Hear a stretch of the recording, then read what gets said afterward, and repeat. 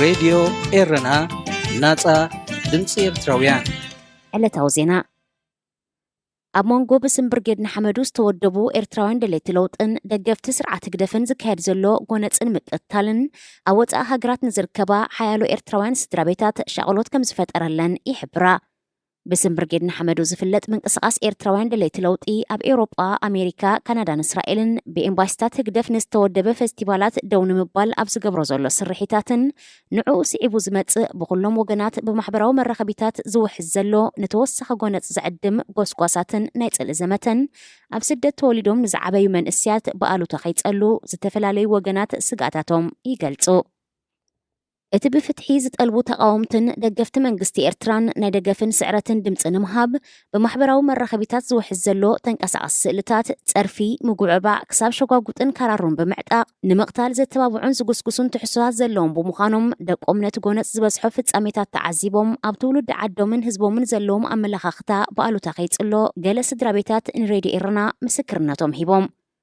ወደይ ኤርትራውያን ንሓድሕዶም ብጭካነ ክተሃራርሙን ክፀራረፉን ዝተቐድሐ ቪድዮ ገለ ክፋሉ ስለ ዘይተረድኦ ክትርጉመሉ ሒዙለይ ምስ መፀ ኣያሞንኩን ትብል ሓንቲ ስማ ክትገልጽ ዘይደለየት ተቐማጢት ፈረንሳ ዝኾነት ኣደ ካልእ ኣቦውን ብተወሳኺ ደቅና ትግርኛ ክመሃሩ ዝገበርናዮ ፃዕሪ ምስ ዝሕጂ ዘሎ ህልው ኩነታት ኤርትራውያን ኣብ ማሕበራዊ መራኸቢታት ኣመዛዚንካ ስክፍታ ክፈጥረልና ጀሚሩ ክብል እዩ ጠቒሱ። ብስም ብርጌድ ንሓመዱ ዝተወደቡ ኤርትራውያን ድሌት ለውጢ አንጻር ፌስቲቫላትን ምትእኻባትን ደገፍቲ ግደፍ ዘካይድዎ ዘለዉ ተቃውሞታት ኣብ ኤርትራን ዘሎ ሕሉፍ ምልካዊ ስርዓት ዘለዎም ተሪር ፅልኢ ዘጉልሕ ምዃኑ እዩ ዝግለጽ።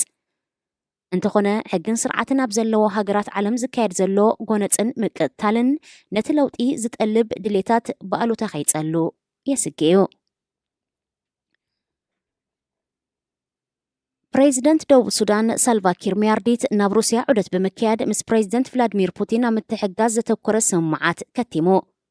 ፕሬዚደንት ሳልቫኪር ሚያርዲት ብዘይካት ንክልተኣዊ ዝምድናን ምትሕጋዝን ዝምልከት ዝገበሮ ዝርርብ ንፀጥታ ሃገሩ ኣመልኪቱ ብሰፊሑ ዘትዩ ክኸውን ከም ዝኽእል ዝተፈላለዩ ወገናት ግምታቶም ይገልጹ። ፀጥታኣ ኣብቲ ኣፋፊ ኩነታት ዝርከብ ደቡብ ሱዳን ብምኽንያት ዝመፅእ ዓመት ክካየድ ተመዲቡ ዘሎ ሓፈሻዊ ምርጫ ናብ ተወሳኺ ግጭታት ከይተምርሕ ይስጋእ።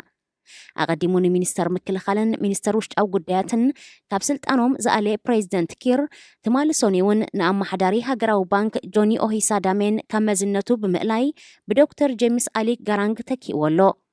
ካብ ስልጣኑ ክወርድ ብተደጋጋሚ ፃውዒት ክቐርበሉ ዝፀንሐ ፕሬዚደንት ሳልቫኪር ሚያርዲት ኣብ ፕሬዚደንታዊ ምርጫ 2024 ክሳተፍ ምዃኑ ኣብ ወርሒ ሓምለ ናይዚ ዓመት ምሕባሩ ዝዝከር እዩ። ነቲ ሃገር ን12 ዓመታት ዝመርሐ ፕሬዚደንት ሳልቫኪር ሚያርዲት ንሰልፊ ምንቅስቃስ ሓርነት ደቡብ ሱዳን ብምውካል ክወዳደር ምዃኑ እዩ ኣፍሊጡ።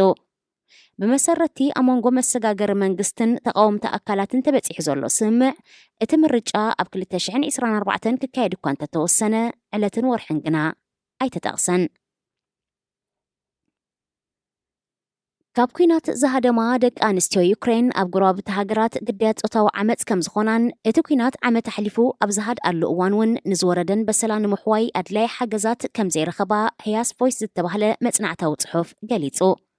ኩናት ሩስያን ዩክሬንን ኣብ 24 ለካቲት 2022 ካብ ዝጅመር ንድሓር ብዙሓት ዜጋታት ሃገር ግዳያት ጥሜትን ስደትን ምዃኖም ይፍለጥ። ብዙሓት ዜጋታት ብፍላይ ድማ ደቂ ኣንስትዮን ቆልዑን ዝርከብዎም ናብ ጎረባብቲ ሃገራት ክዕቆቡ ከለዉ ብፍላይ ድማ ናብ ጎረቤት ሃገር ሞልዶቫ ዝተዓቆቡ ዜጋታት ቁፅሮም ብርክት ዝበለ ነይሩ።